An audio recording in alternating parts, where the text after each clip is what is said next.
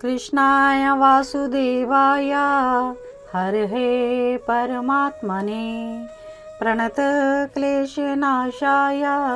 गोविन्दाय नमो नमः। ओम श्री परमात्मने नमः। श्रीमद्भागवत महापुराणम 17वां अध्याय एकादश स्कंद वर्ण आश्रम धर्म की व्याख्या। भगवान श्री कृष्ण और उद्धव जी का संवाद चल रहा है और आज उद्धव जी भगवान से प्रश्न कर रहे हैं कि भगवान आप कृपा करके यह बतलाइए कि आपके चरण कमलों में भक्ति रखने के लिए मनुष्य को किस प्रकार से अपने धर्म का पालन करना चाहिए। परम भागवत मुनि श्री सुखदेव जी राजा परीक्षित को यह भागवत महापुराण की कथा श्रवण करवा रहे हैं। कह रहे हैं सुखदेव जी परीक्षित से कि भक्त शिरोमणि उद्धव जी ने जब यह प्रश्न किया ना भगवान श्री कृष्ण से, तो भगवान श्री कृष्ण सभी प्राणियों के कल्याण अर्थ इस सनातन धर्म का उपदेश देते हैं। क्या कहते हैं भगवान श्री कृष्ण? आइए प्रेम पूर्वक हम भगवान श्री कृष्ण के उपदेशों को श्रवण करते हैं और उसी अनुरूप चलने का प्रयास भी करेंगे। भगवान श्री कृष्ण कहते हैं कि हे प्रिय उद्धव, सतयुग के प्रारंभ में सभी मनुष्यों का हंस नामक एक ही वर्ण था। उस समय प्रणव ओम ही वेद था और तप शौच दया सत्य रूप 4 चरणों से युक्त मैं ही वृषभ रूपधारी धर्म था। उस समय निष्पाप भाव से भक्तजन मुझ हंस रूप शुद्ध परमात्मा की उपासना करते थे। सतयुग के बाद त्रेता युग आने पर ऋग्वेद यजुर्वेद और सामवेद विद्या प्रकट हुई। यज्ञ के रूप में मैं प्रकट हुआ और उस समय उस विराट पुरुष के मुख से ब्राह्मण, भुजा से क्षत्रिय, जंघा से वैश्य और चरणों से शूद्रों की उत्पत्ति हुई।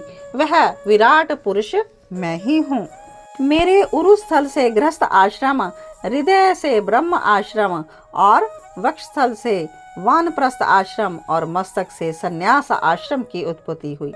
इन आश्रमों और वर्णों के पुरुषों के स्वभाव भी इनके जन्म स्थानों के अनुसार उत्तम, मध्यम और अधम हो गए। हे उद्धव, शम, दम, तपस्या, पवित्रता, संतोष, क्षमा, सरलता, मेरी भक्ति, दया और सत्याचरण ये ब्राह्मण वर्ण के स्वभाव थे। तेज, बल, धैर्य, वीरता, सहनशीलता, उदारता, स्थिरता, भक्ति और ऐश्वर्य ये क्षत्रिय वर्ण के स्वभाव थे। आस्तिकता, दानशीलता, दंभहीनता, ब्राह्मणों की भक्ति, सेवा करना, संपत्ति संग्रह से संतुष्ट ना होना ये वैश्य धर्म के लक्षण थे।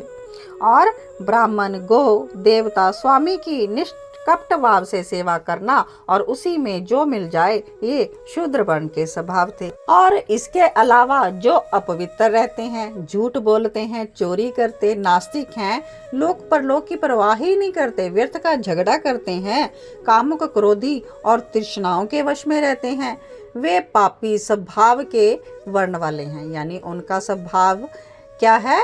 क्या वर्ण हुआ? पापी वाले हैं। तो चारों वर्णों और चारों आश्रमों के लिए साधारण धर्म यही है कि वे जिन कर्मों के करने से प्राणियों का भला हो वे ही करें। हे प्रिय उद्धव, शौच, आचमन, स्नान, संध्या उपासना, सरलता, तीर्थ सेवन, जप, सभी प्राणियों से प्रेम, संयम ये नियम सभी ब्रह्मचारी, गृहस्थ, वानप्रस्थी और सन्यासी के लिए एक से हैं। अछूतों को ना छूना, अभक्ष्य वस्तुओं का सेवन ना करना, हर किसी से ना बोलना आदि के नियम भी सभी के लिए हैं। ब्रह्मचार्य के लिए प्रारंभिक 25 वर्ष का समय माना जाता है। हे प्रिय उद्धव, जिन्हें विद्या अध्ययन के उपरांत गृहस्थ आश्रम में प्रवेश करना हो तो फिर उन्हें आचार्य को दक्षिणा देकर उनकी अनुमति से समावर्तन संस्कार कराना चाहिए। जो गृहस्थ आश्रम में ना जाना चाहते हो वे सीधे वानप्रस्थ या संन्यास आश्रम में प्रवेश ले सकते हैं।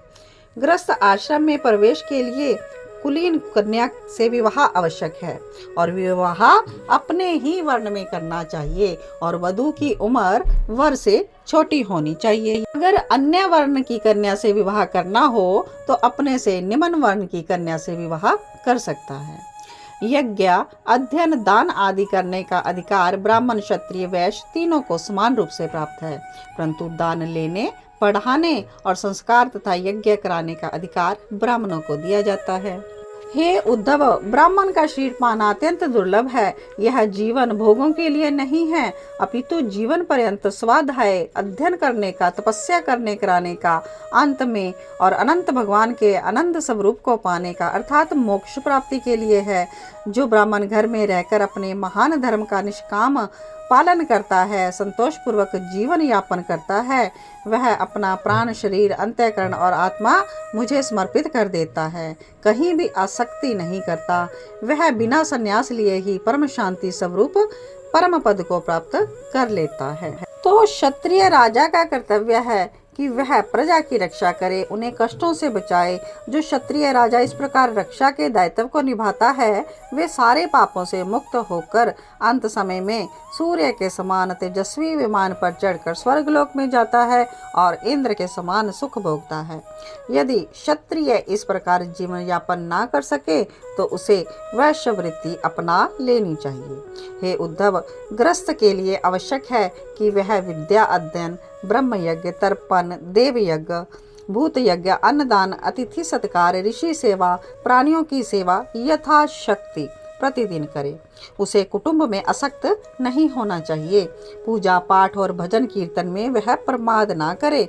उसे समझ लेना चाहिए कि लोक परलोक की सभी वस्तुएं नाशवान हैं, अतः उनका मोह ना करे। प्रिय उद्धव, जो लोग इस प्रकार का ग्रस्त जीवन ना बिताकर घर गृहस्थी में ही आसक्त हो जाते हैं और धन की कामना में ही हाय हाय करते रहते हैं, वे मूर्ख, स्त्री, लंपट और कृपण होते हैं। ऐसे लोग घोर नरक में पड़ते हैं। नेक्स्ट है 18वां अध्याय, वानप्रस्थी और सन्यासी के धर्म। भगवान श्री कृष्ण कहते हैं कि हे प्रिय उद्धव, यदि गृहस्थ व्यक्ति वानप्रस्थ आश्रम में प्रवेश करना चाहे तो वह अपनी पत्नी को अपने पुत्र के हाथों में सौंप दे या फिर अपने साथ ही ले और शांत चित्त से तीर्थों में आयु का तीसरा भाग व्यतीत करे। वन के कंद मूल, फल फूल आदि से अपना जीवन निर्वाह करना चाहिए। प्रसादन की समस्त वस्तुओं का वह त्याग कर दे और सरल और सात्विक जीवन व्यतीत करते हुए भगवान की भक्ति में ध्यान लगाए। जो इस प्रकार तपस्या से जीवन व्यतीत करता है और अपने समस्त कर्म मुझे ही समर्पित कर देता है, उसे परम धाम की प्राप्ति होती है। वानप्रस्थी के लिए अग्निहोत्र और व्रत आदि का वैसा ही विधान किया गया है जैसे कि गृहस्थों का होता है। इस प्रकार तपस्या करके अपना जीवन समाप्त करने वाले ऋषि लोक को प्राप्त करते हैं। फिर वहां से वे सीधे मेरे लोक में आ जाते हैं, क्योंकि तप ही मेरा स्वरूप है। तपस्या का अनुष्ठान कष्टों से नहीं, निष्काम भाव से करना चाहिए। और हे उद्धव, जो वानप्रस्थी होना चाहे उसे वेद विधि के साथ 8 प्रकार के श्राद्ध और श्रद्धा से मेरा पूजन करना चाहिए। उसके बाद अपना सब कुछ यज्ञ कराने वाले ब्राह्मण को दे सकता है। जब कोई वानप्रस्थ में प्रवेश करने लगता है तब परिवार के लोग अड़चन डालने लगते हैं, तो उनकी परवाह ना करके मुझ में ही अपना ध्यान लगाना चाहिए। सन्यासी के लिए वस्त्र एकमात्र लंगोटी है। अधिक से अधिक उसे ढकने के लिए 1 गज भर का कपड़ा लपेट ले ताकि लंगोटी भी ढक जाए। और दंड और कमंडलू के अतिरिक्त कोई भी वस्तु पास नहीं रखनी चाहिए। सदा सत्य बोले, सोच समझ कर कार्य करे, वाणी से मौन, शरीर से निश्चेष्ट और मन से प्राणायाम रखने वाला दंडी स्वामी है। ये तीनों ही उसके दंड हैं। सन्यासी को पतितों को छोड़कर चारों वर्णों से भिक्षा स्वीकार करनी चाहिए। 7 घरों से जो मिल जाए उतने से ही संतोष कर लेना चाहिए। हे उद्धव, सन्यासी को अकेले ही पृथ्वी पर घूमना चाहिए और कहीं भी आसक्ति नहीं रखनी चाहिए।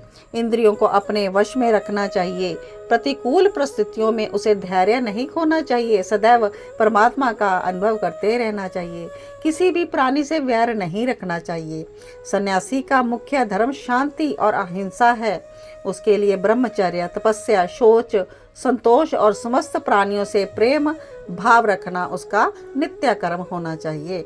और जो पुरुष अनन्य भाव से अपने वर्ण आश्रम धर्म के द्वारा मेरी सेवा में लगा रहता है और समस्त प्राणियों में मेरी ही भावना रखता है, वह मेरी अविचल भक्ति को प्राप्त करता है।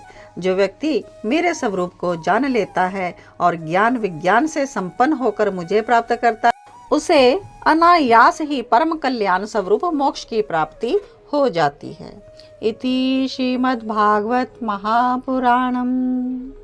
तो इस प्रकार भगवान ने चारों वर्ण और चारों धर्मों के आश्रमों का हमें व्याख्यान किया, तो इसे अपने जीवन में हमें धारण करना चाहिए।